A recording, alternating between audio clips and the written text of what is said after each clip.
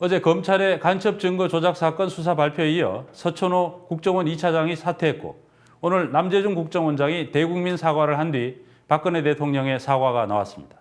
치밀하게 조율된 정권 차원의 수습책입니다만 핵심은 빠졌습니다. 박근혜 대통령은 대선 개입 사건에 이어 남재준 원장을 신임했습니다.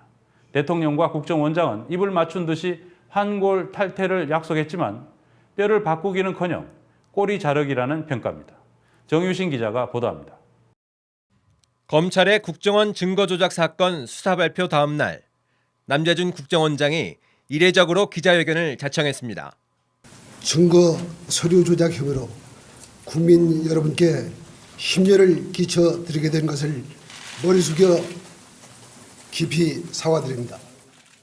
사과는 하면서도 중국 화교 간첩 사건이라고 지칭하고 기회를 달라며 사퇴 의사가 없음을 분명히 했습니다. 국가의 안위를 책임지는 국정원이 환골 탈퇴해서 새로운 기틀을 마련할 수 있도록 국민 여러분께서 기회를 주시기를 간곡히 부탁드립니다. 남 원장은 자체개혁을 강조한 짧은 사과문만 읽고 나가 국정원까지 달려간 기자들이 항의하기도 했습니다. 질문 하나 드려도 되겠습니까? 박근혜 대통령은 남 원장 기자회견 직후 국무회의 자리에서 국정원의 환골 탈퇴를 주문하며 이번 사안으로 남 원장의 책임을 물을 뜻이 없음을 내비쳤습니다. 국정원은 뼈를 깎는 환골 탈퇴 노력을 해야 할 것이고 또다시 국민들의 신뢰를 잃게 되는 일이 있다면 반드시 강력하게 책임을 물을 것입니다. 김진태 검찰총장 역시 약속이나 한 듯 환골 탈퇴하겠다는 말로 넘어갔습니다. 앞서 검찰은 상급 이하 국정원 대공수사국 소속 직원 4명이 간첩 증거 조작을 주도했다고 결론 내렸습니다. 유례없는 증거 위조 사태가 불거진 뒤 2달 만에 나온 초라한 수사 결과입니다. 검찰 수사팀은 앞서 기소한 국정원 김모 과장 등 2명에 이어 이모 대공수사처장과 선양 총영사관 이인철 영사 등 2명을 추가로 기소했을 뿐입니다. 그러나 그 윗선으로 올라가진 못했습니다. 문서 위조 과정에서 결제 사실이 확인된 대공수사단장과 대공수사국장에 대해선 형식적인 참고인 조사나 서면 조사에 그쳤습니다. 남재준 국정원장과 2차장은 조사도 없이 모두 무혐의 결정을 내렸습니다. 구체적인 보고를 받은 바 없어 공권 증거 입수 경위에 대해 알지 못한다고 주장하고 국정원 수사팀 관련자들도 마찬가지로 진술하고 있으며 달리 국정원장이 증거 위조 등을 지시하거나 개입한 사실이 확인되지 아니하였습니다. 이런 결과는 수사 초기 압수수색과 관련자 신병 확보가 늦었을 때부터 예상됐던 것입니다. 그나마 증거 위조를 공모했다는 국정원 직원 4명 가운데 구속된 사람은 김 과장이 유일합니다.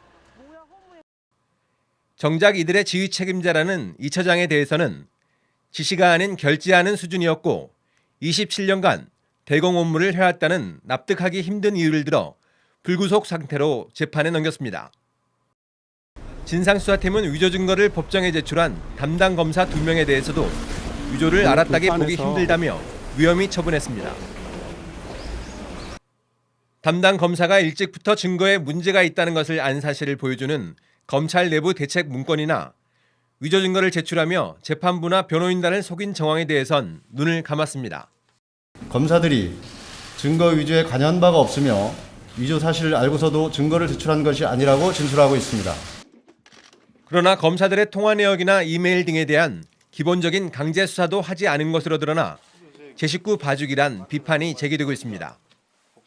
더욱 납득하기 힘든 것은 제일 중요한 허룽시 공화국 명의의 위조 출입경 기록에 대해 위조 여부조차 확정하지 못했다고 주장한 점입니다. 수사팀은 출입경 기록을 국정원에 넘긴 중국 내 협조자의 신병을 확보하지 못했고 중국의 사법공조 답변을 듣지 못했다는 이유를 들었습니다. 그러나 지난해 12월 뉴스타파가 중국 현지 취재에서 쉽게 확인한 것을 중국 당국의 사법공조까지 요청했던 검찰이 확인하지 못했다는 것은 믿기 힘듭니다.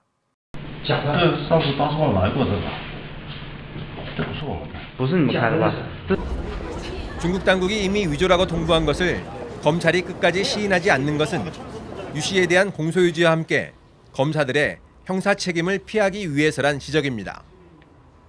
출입경 기록 위조를 인정하게 되는 순간 공판검사와 수사검사에 대해서 국가보안법상 날조 혐의를 적용해서 기소 안 하기가 아주 어려운 상황에 이르게 되죠. 그런데 이미 중국에서 위조됐다라고 확인을 해 주었는데 검찰이 왜 위조 여부를 확인 못한다는지 이해가 되지 않습니다. 유 씨의 변호인단은 검찰 발표 직후 기자회견을 열고 검찰이 처음부터 수사 의지가 없었다며 반발했습니다. 중국 공문서 위조에 수년간 거액의 예산과 외교 경로, 영사 인사권까지 총 동원된 것만 봐도 국정원장을 비롯한 지휘부에 당연히 책임을 물어야 한다는 것입니다. 한번 일정한 수사 보고 체계가 있는 것이죠. 수사 보고 체계가 있고 처장 있고 국장 있고 다 그 개선 따라 보고가 있어서 그래서 국정원에서는 증거 조작이 없다 이렇게 단언하고.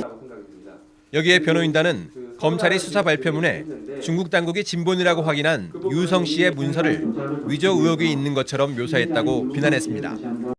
검찰은 또 아직 한국 국적이 유효한 유 씨를 굳이 과거 중국식 이름인 리우찌아강이라고 적었습니다. 유 씨는 검찰과 국정원이 증거 위조를 사과하기는커녕 오히려 보복을 하고 있다며 억울함을 호소했습니다. 4개월 동안 너무나 힘든 시간과 억울한 시간을 보냈습니다. 그런데도 불구하고 지금은 또다시 보복적 수사로 제 주변에 있는 지인분들과 친구들 모든 사람들한테 전화를 하고 소환하고 있습니다. 오히려 참고인 조사를 진행하는 과정에서도 유우성 씨를 범죄자처럼 대우했습니다. 결국 수사 결과를 발표하면서까지 유우성 씨에 대해서 여전히 증거 위조, 유우성 씨도 했다라는 혐의로 조사를 하겠다라고 하고 있습니다. 이러한 사족을 왜 달았는지 이해할 수가 없습니다. 민변은 국정원장과 담당 검사들은 물론 면죄부 수사 결과를 내놓은 증거조작 수사팀도 수사해야 한다며 국가보안법상 특수직무유기죄로 이들을 경찰에 고발했습니다. 조직적인 검찰과의 대책회의라는 방법을 통해 가지고 조직적인 국가보안법상의 무고 날조에 혐의가 있는지를 우리 특별검사가 밝혀야 된다고 저는 생각을 합니다. 남은 의혹들에 대해 어떤 식으로든 재수사가 불가피하다는 여론이 높아 벌써부터 정치권에서는 오는 6월쯤 시행될 상설특검의 첫 대상으로 간첩 증거조작 사건이 거론되고 있습니다. 뉴스타파 정윤입니다.